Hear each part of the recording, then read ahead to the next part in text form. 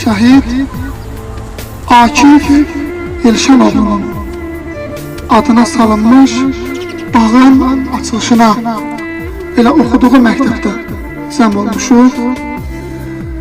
Allah mübarək Teala vətən uğrunda, torpaq uğrunda canından keçən bütün şəhidlərimizə rəhmət eləsin. Mən həmişə deyirəm ki, o qiyamət olacaq, axirət olacaq, o sorğu-sual olacaq.